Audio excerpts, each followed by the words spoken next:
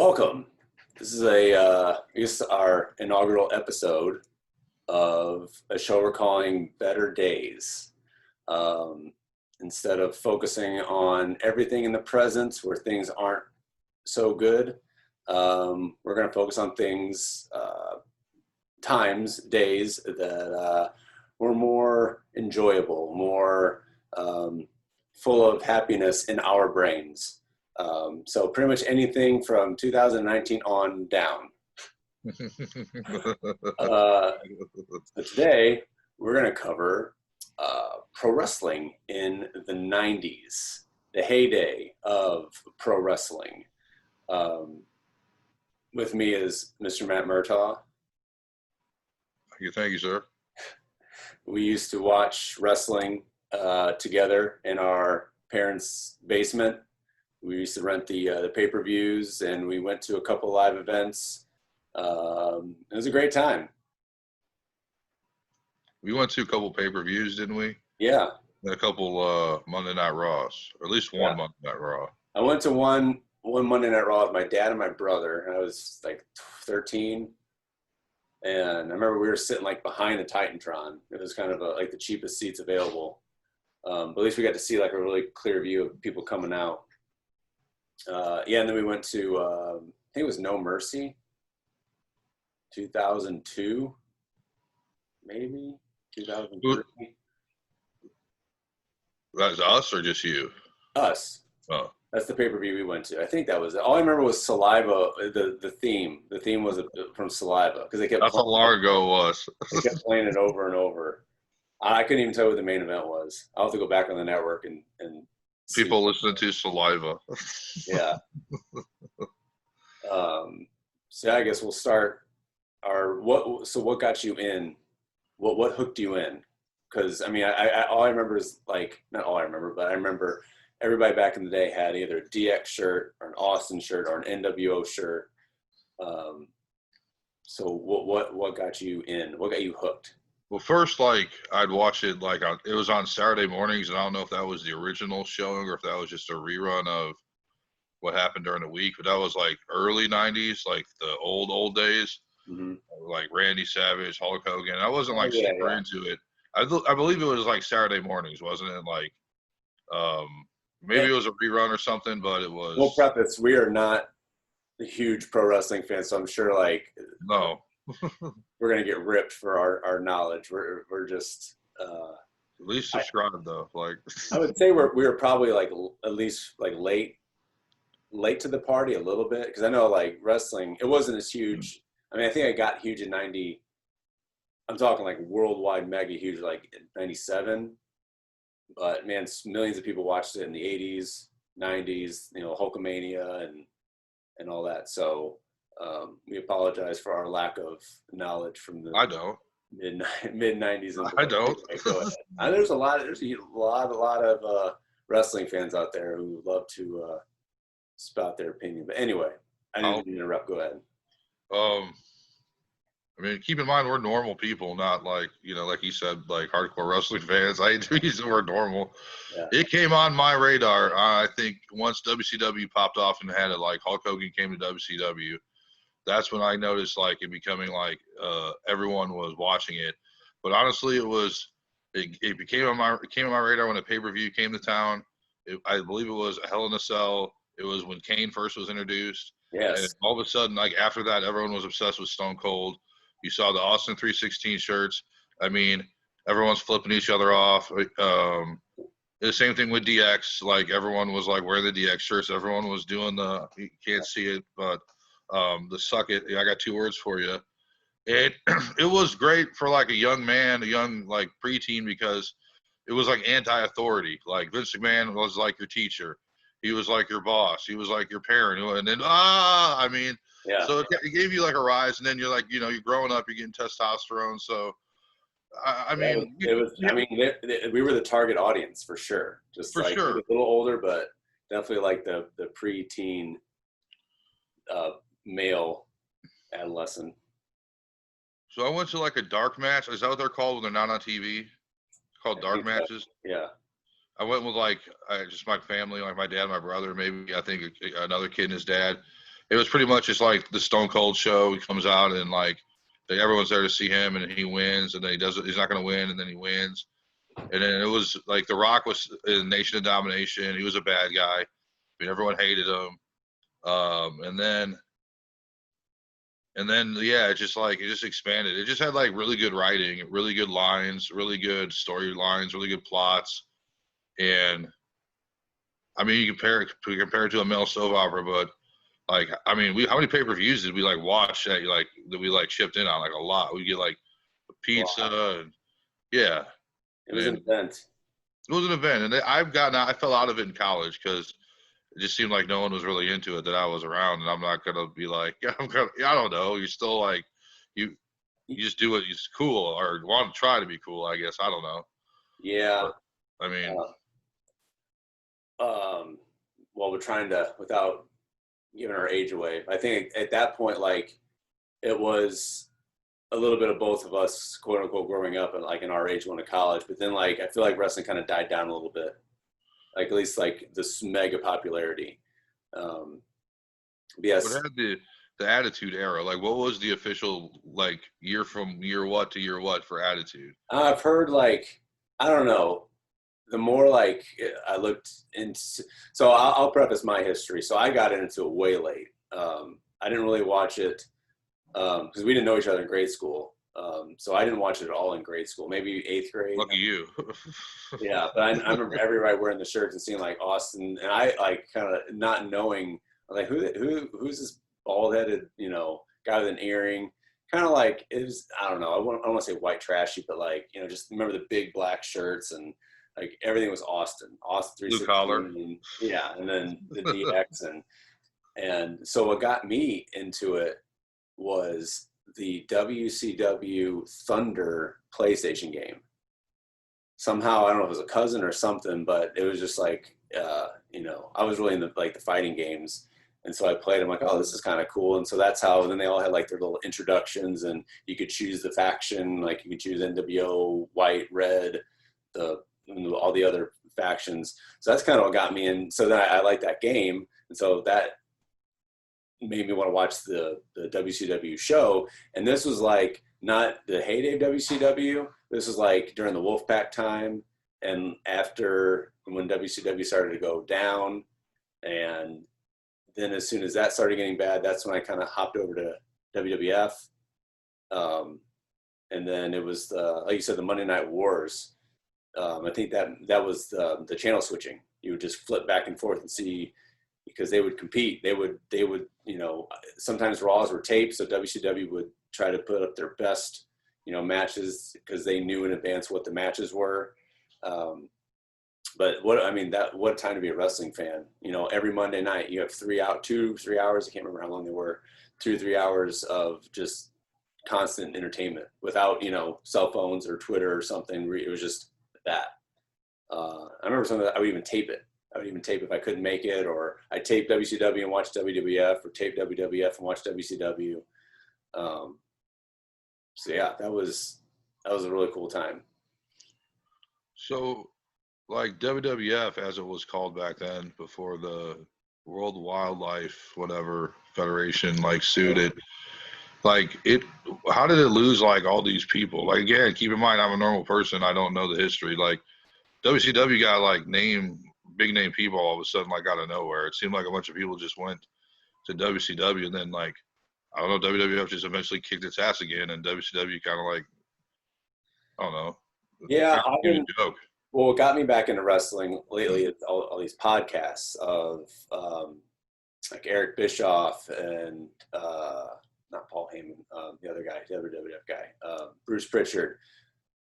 They talk about the behind the scenes in the business, and I find that really fascinating from being a kid watching it and then learning about behind the scenes of all the matches and all the the lawsuits and everything involves. So pretty much WCW. So Ted Turner got involved to compete with Vince McMahon. So Ted Turner had a bunch of money. Ted Turner owned WCW. Mm-hmm. So he would just throw a bunch of money at the aging WWF stars. So Hulk Hogan, Ric Flair, Savage, and then that's kind of where the NWO angle kind of changed everything when Hogan went heel. And so some would say that that started the Monday Night Wars because that was the first iteration to where it brought viewers away from WWF to watch WCW. Um, so once that happened, then WWF kind of stepped it up with the Attitude Era. Like you said, like the Shawn Michaels and the DX and Austin and all that. So what was your original question? I'm Just talking like about the huge history. But you answered the first question, which was why did they get all this A-list talent out of nowhere? And you said Ted Turner stepped in and basically threw money at everybody. But how did you said WWE, WWF stepped it up with the Attitude Era, but like, why did the WCW meet its demise? Like, remember Goldberg? I mean, holy shit, like that was like, Goldberg came out of nowhere. He was huge. He was huge, but like looking back, he was just an unexperienced guy they got from the NFL.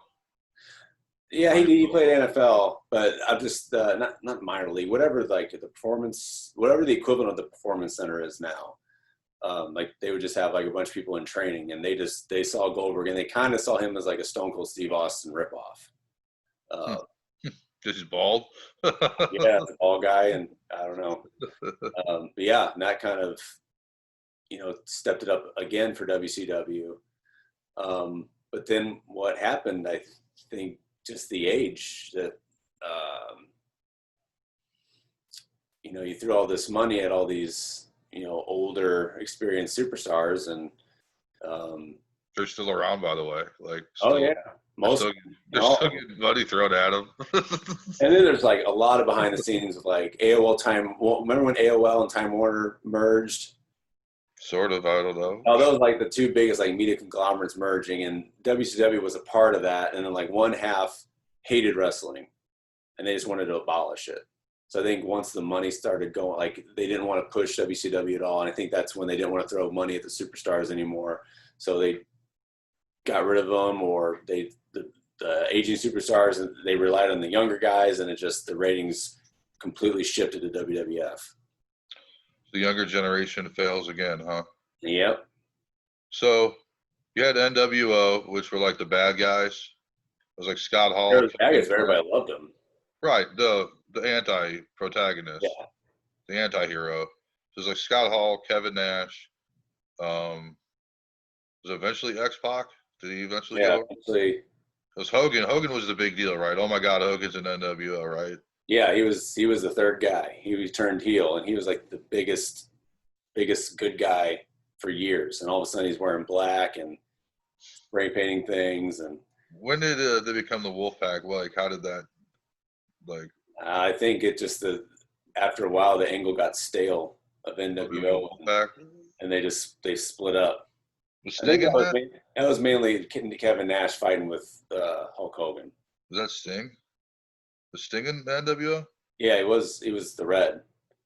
And well, yeah, when he was in the red face paint. Yeah. That's when I started watching when Sting was like in the red face paint as opposed to the crow. What happened to him? Right now? Yeah. You'd think they'd bring him out if they could. He's old. Actually, they did. I think he came back for one match, and then ended up at a WrestleMania. Ended up being the NWO, and then the DX guys fighting. And man, it was sad. It was cool to watch, but like they were just all just old. So does Vince own WCW now? Because he owned like NWO. So let's get back on that. So that was like a huge thing back in our day. Like when Vince bought. Do you remember? Did we watch that together? I can't remember if we watched that together or live. I vividly remember like taping that because I think we got out like that day or the day before that Vince did it, and like every wrestling fan was like, "Holy crap, the day has come." Yeah. Yeah, that was I don't know. I don't remember much after that, and I think that's a lot of the demise. Like once WWF didn't have any competition, it was kind of like, I don't know, they didn't have to try as hard, and or there were just so many superstars on two shows. I think that eventually led to the brand split, and then soon after that, I stopped watching. Well, yeah, then they did Raw, and then they did SmackDown. They made two shows. Mm-hmm. And then don't they have like another like show? It's like lesser known people. I can't think of what it's called, but it's like some other show that's like. right now. Yeah, like there's like 3 wrestling shows. Yeah, it's the gold brand. Yeah, NXT. it's like the farm brand or I'm whatever. not too I'm not too caught up on the current stuff. Yeah, It's very. I think I tuned in like a year ago when I got a free trial to the network. I'm like, yeah. I'll watch SummerSlam. Why not? And it's just so different. I mean, it's not like bad. I mean, it's definitely just different, completely different than. You think it's the writers? Is it the writers or is it the It's just wrestlers? it's evolved into just Yeah. this era. Um, it's TV Is it PG PC? now. Is it PC wrestlers? It's just everything's scripted. Everything's, and I Yeah. stopped watching it, so I don't Man, watch it if religiously. have you I was watching some shit before we started, like it was yesterday though.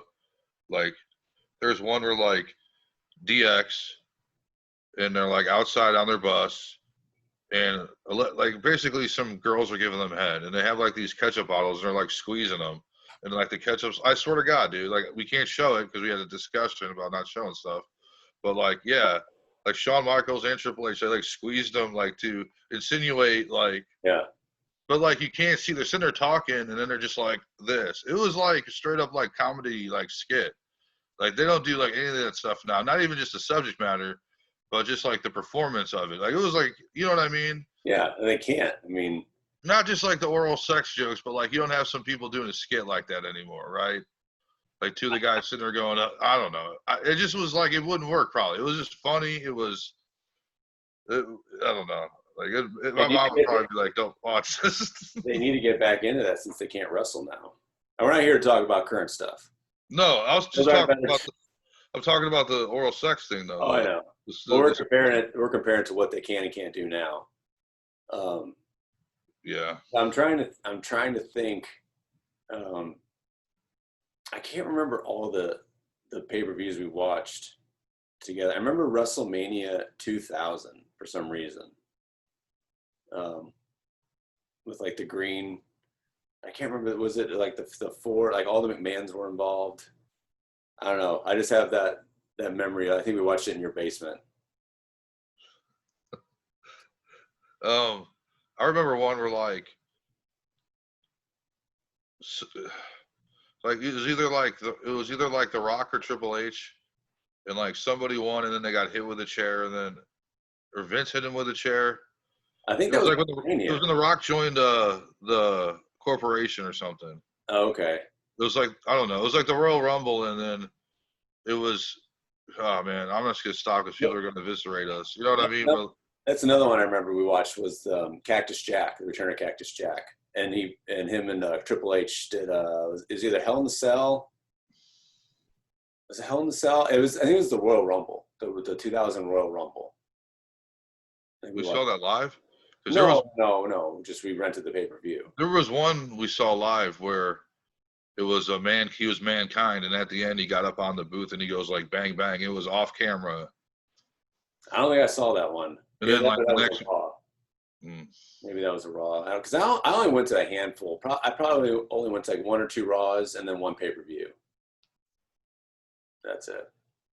I went to a few Raws, and then I went to. I mean, I can't remember.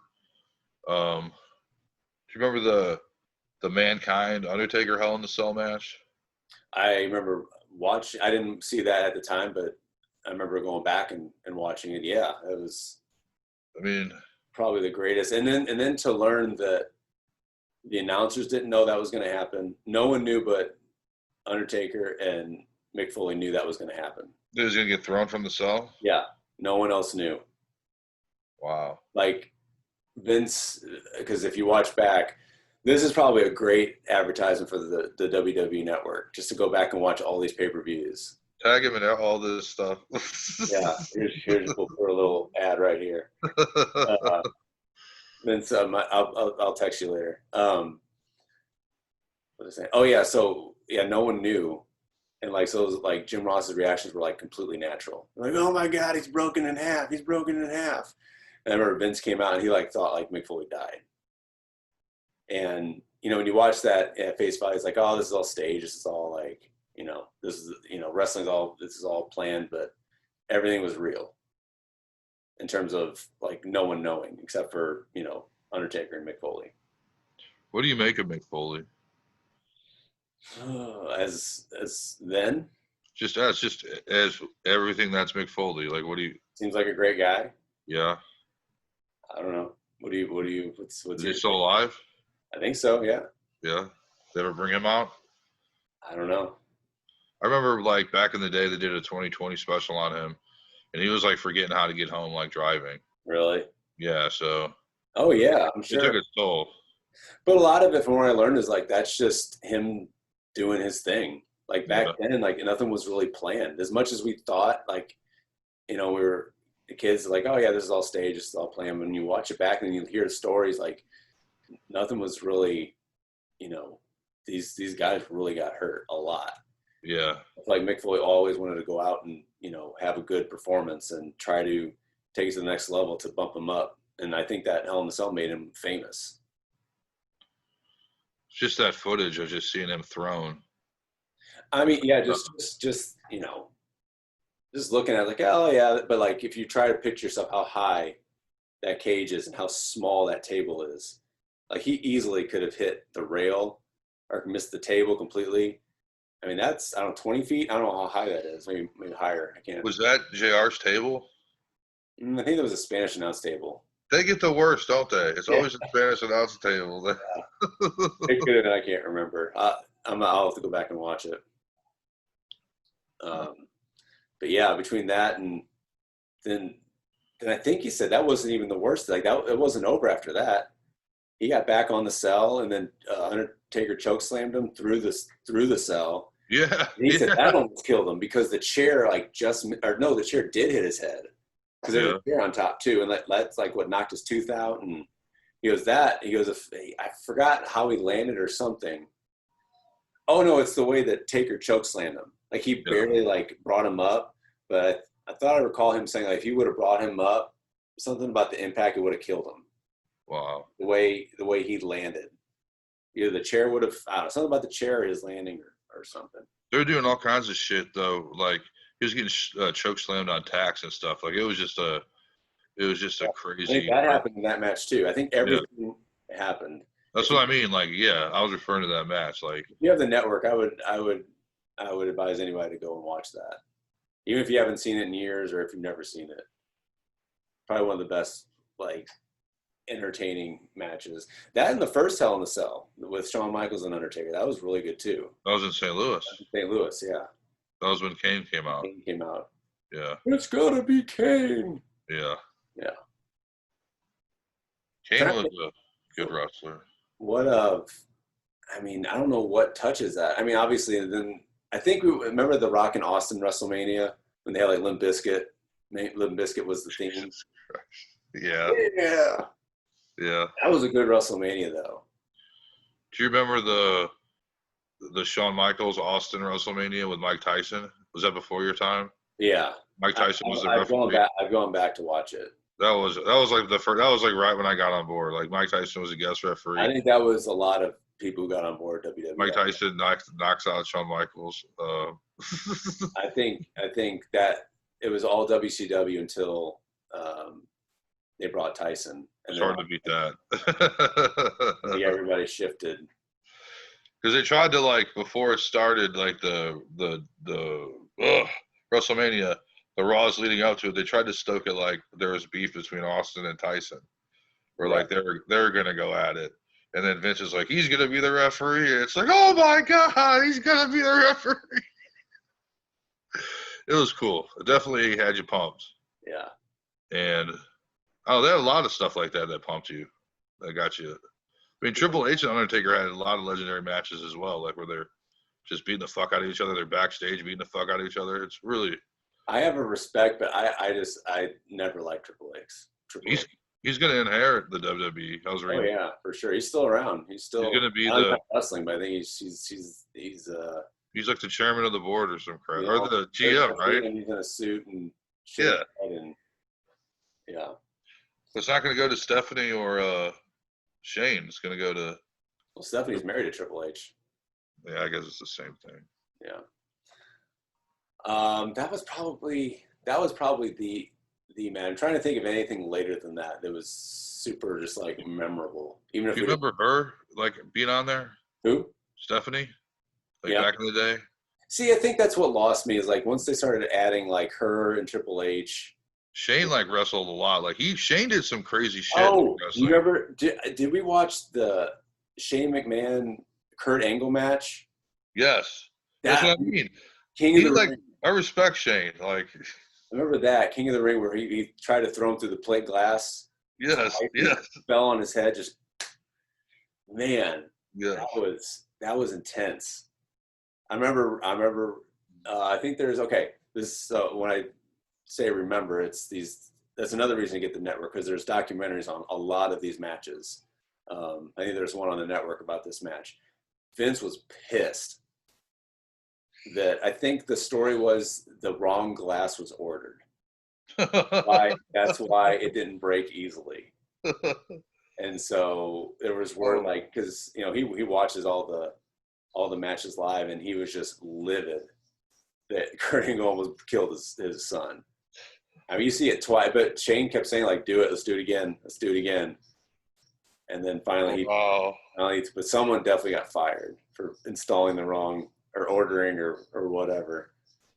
That's what I mean though. Like he has my respect. Like he's Oh, for not like sure. And then he fell off. Then he fell off the SummerSlam. yeah, the cage. No, it wasn't the cage. Well, yeah, he did, but it was around that same time as King of the Ring. I just remember the big SummerSlam circle Yeah. at the front of the stage, and then he was. I remember he was climbing up. Was it Steve Blackman? He was fighting somebody like the guy could pin him with a kendo stick, and he just fell. Steve Blackman. I think that was 2001. Huh. Anyway, yeah, Shane matches. So yeah, anything that's Shane McFoley, like just high flying, high Yeah. falling people getting hurt. Remember who's the guy who went like this? Oh, Scotty Too Hottie. Guy too hottie. Oh, and Rikishi. Scotty Too Hottie and Rikishi? Rikishi. Rikishi fell off of the cage Oh yeah, dude, I remember that. into the truck, the Yeah. truck with the sawdust. Dude, that's and he did Jimmy Snuka frog splash from the top of a cage. I don't remember what pay per view that was. That's a lot for a 400-pound dude. Do you remember the Insane Clown Posse? Was that? Yeah. They were both. They're in both. Was that in WWF? They're in both. They did like some freak show group in WWF, and then they like wrestled in WCW like some pay per view. That was like I think when WCW That was was. WCW, man. I watched that. That was that era of WCW. It was so sad. I don't know why I watched it. Well, you see it with the. I Did you don't see remember. ICP? I think so. I do remember when like Master P. You remember Master P was in WCW? Yeah. And he fought Gert Hennig's like Country Boys. So bad. Remember David Arquette? David Ark. Yeah, that was like the last. Remember they made that movie? Yeah. What was it called? It was Ready to Wrestle. I don't know. I don't know. It doesn't matter. It wasn't good. Like he was good. Like they became tag team partners, right, or some shit. Yeah. It was all the WCW wrestlers were in I it. think I tried to watch like a couple episodes of WCW on the network, like Nitros, and they're just terrible. If you watch The Last Dance, and this is not a detour because in The Last Dance they cover Rodman Yeah. bailing and going to WCW Yeah. with Hogan, and I guess it was NWO. Do you remember that? Yeah. So Do I know that? He fought Karl Malone. Yeah. That was yeah. That's insane. Like while the playoffs, the finals were going on, he was just not going to practice He just feeding his ego. He's just feeding his ego. and making money. Yeah, but you're in the finals though. Yeah. Wrestling comes and goes unless you become a wrestler. But did he like? Was there any other basketball like athlete fights in WCW? Because there was Robin versus Karl Malone. Was there a Shaq one? I mean, I thought there was some. I thought Shaq did wrestle or something. Um. No, I don't think so. Maybe later on. I don't know. We're trying to remember the heyday of our watching. I think Civil looking War. back, like a football player, like the WWF tried to get football players involved. Like this was like 95, 96. Like I Yeah, think like a football player headlined WrestleMania. really. They fought Bam Bam Bigelow. Oh, remember him? Yeah. Obviously you do because you just said him. But wow. Yeah. Like, Yeah, that's another thing that got me. It didn't make me watch wrestling, but the WrestleMania arcade game, where it was almost like Mortal Kombat. that's what I wanted to get to. Do you remember the, like the games for PlayStation and stuff? Yeah, Like, that's did you have PlayStation or yeah. Well, that's what the? got me into wrestling to begin with. The early PlayStation games. Do you remember the CD that like had like the intros on them, like those like WW, I think it was still WWF, but it was like intros volume one, and like it had the Stone Cold music, and then it'd have like the Undertaker music, it had like the DX music, like a So, CD with just like 5 minute like intro songs on them. yeah, Yeah, like that was badass. Like it it was a huge was huge. great music, man. You owned everything. Yeah. You owned video games and Do you remember Motorhead did it was Triple H, right? yeah, Motorhead did the game. yeah.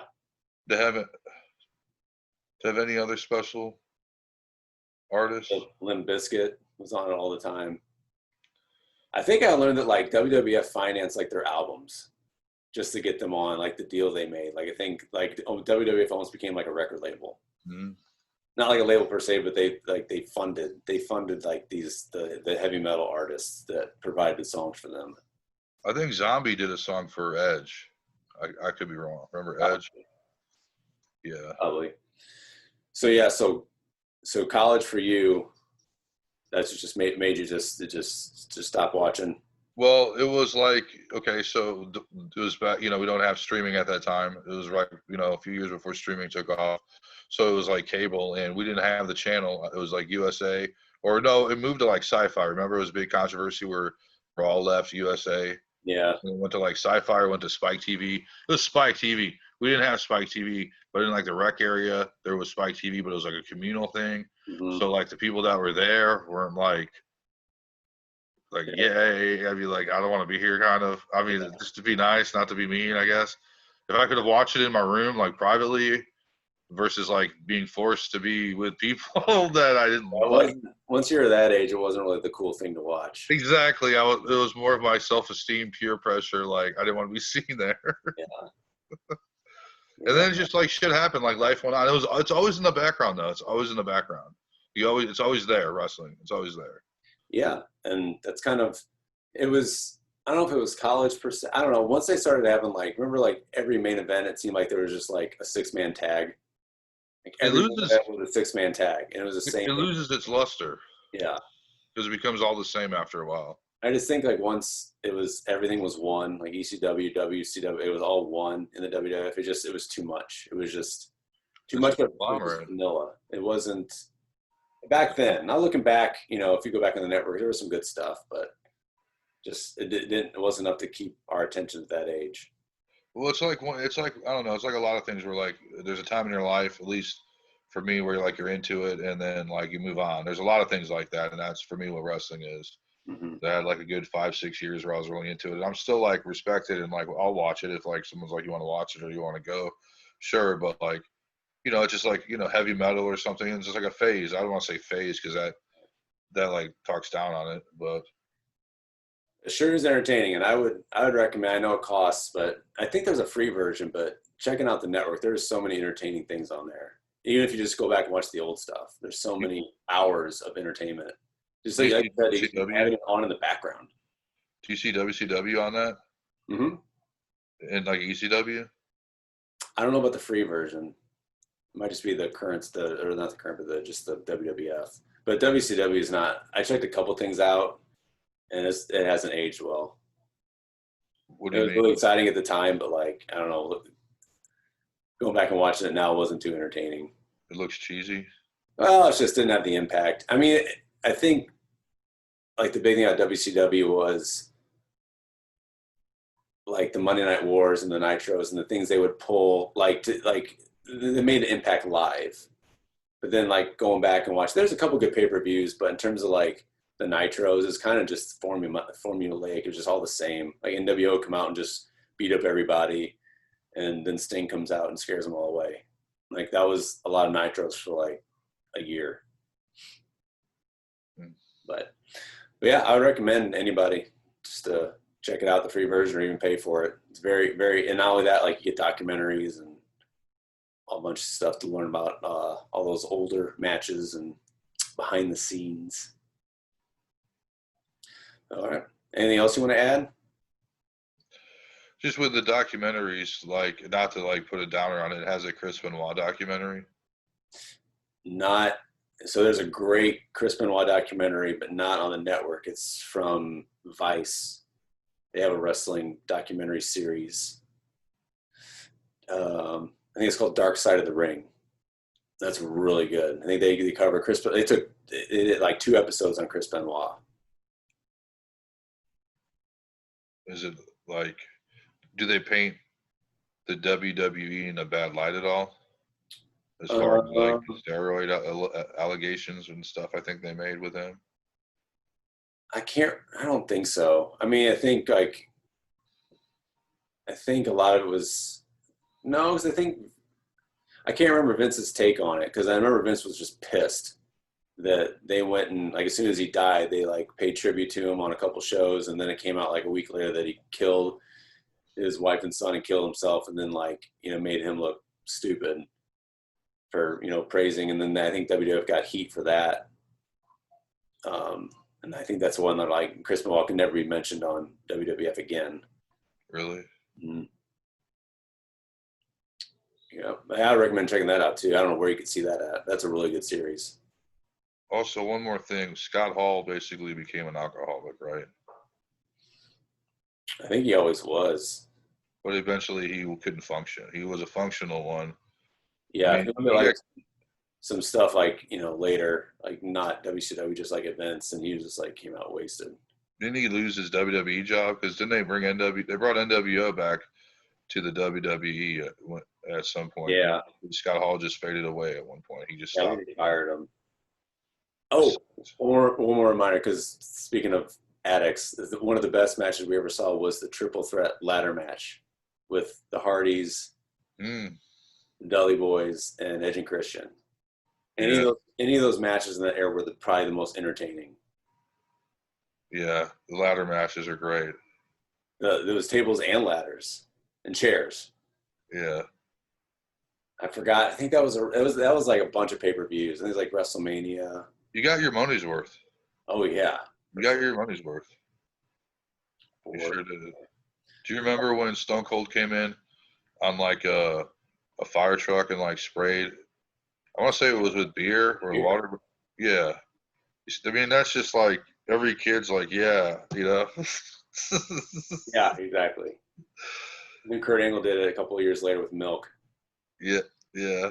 Milk truck. I mean, that's a show. That's a real show. Yeah. It's really fun to look back on now because it's like you watch it now. It's like, oh, like you have the warm memories of it happened back then, but it's also pretty entertaining. It's really sophomoric and cheesy. Like I mean, some of it hasn't aged well at all. Like especially like the bra and panties matches and anything involving women in the women's matches. They were all like super degrading, and I mean it's fun and lighthearted, but still stuff that would not fly at all today, at all. So some of it hasn't aged well, but a lot of like the bigger stuff, like the high flying matches, and our brains back then, like, oh yeah, this is all fake. They're just getting up and walking, but then realizing it now, like these guys are in their 30s and 40s, taking these huge, dives, and it's like God, it has to hurt. Real athleticism. Yeah. So that's pro wrestling. Mm-hmm. We'll see what our next topic is.